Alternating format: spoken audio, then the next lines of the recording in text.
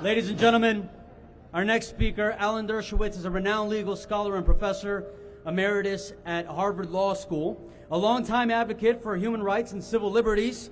He has been a vocal supporter of the Iranian resistance and the fight for democracy in Iran. Throughout his career, Dershowitz has championed freedom of speech, religious freedom, and justice worldwide. He was recently a speaker at the Free Iran World Summit in Paris. Please help me welcome Professor Dershowitz.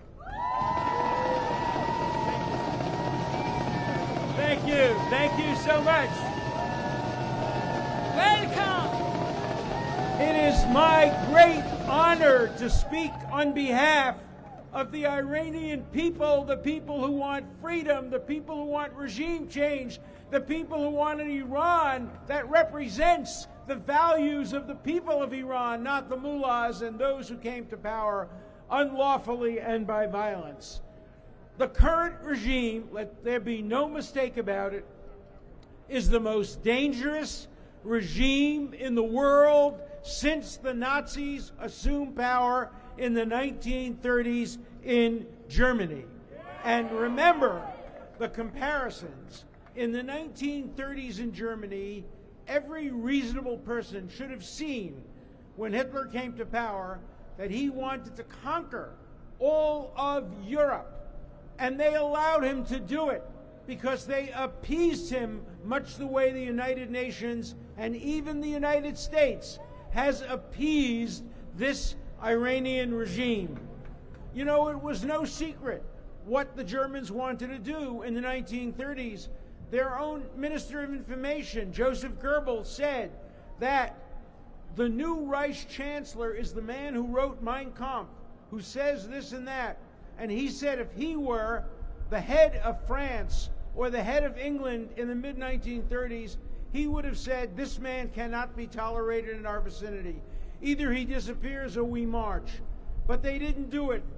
Goebbels continued. They left us alone and let us slip through the risky zone, and we were able to sail around all the dangerous reefs. And when we were done and well armed, they then went to war. That's the fear we have about Iran. If Iran were ever to develop a nuclear arsenal, they would become even more dangerous in their exporting of terrorism than they are today. We cannot appease this administration. We must fight this regime and replace it with a regime of secular democracy of the kind that this group has put forward with its brilliant 10-point program. We must not look to the past of Iran. We must look to the future, a free future, a future under the leadership of democratically elected people. Look, I'm a criminal lawyer. I was arrested once in my life. I was arrested in Geneva when the United Nations invited Ahmadinejad to speak. And I went over to Ahmadinejad and I confronted him.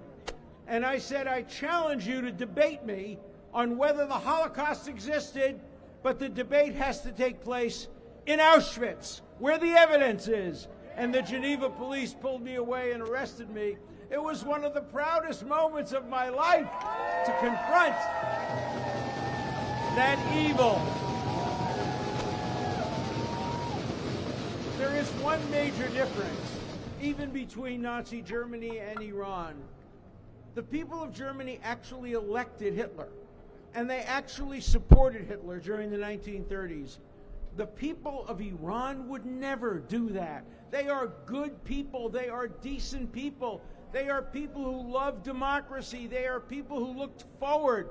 They are people who, as the previous speaker said, don't want a bomb. They want food on their table. They don't want American sanctions to be eliminated so that bombs can be built. They want American sanctions to be eliminated so that progress can be made and that people of Iran can have the same rights that people in this city have, to make their own decisions about their own destiny, not to be told what to do, not to be told who they can speak to, what clothing they can wear, and what people they can associate with. The freedom of Iran, the freedom of the people of Iran, is essential to the future of peace in the world, because the current Iranian regime poses the greatest dangers.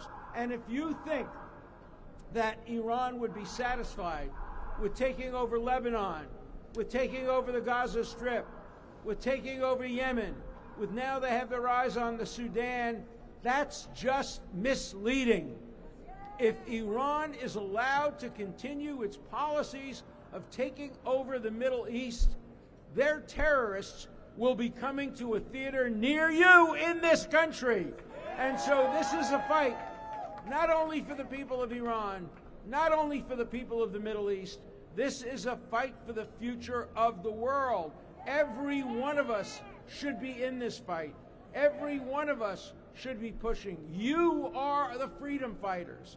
You are fighting for our freedoms, and we have to fight for your freedoms. And I have one wish.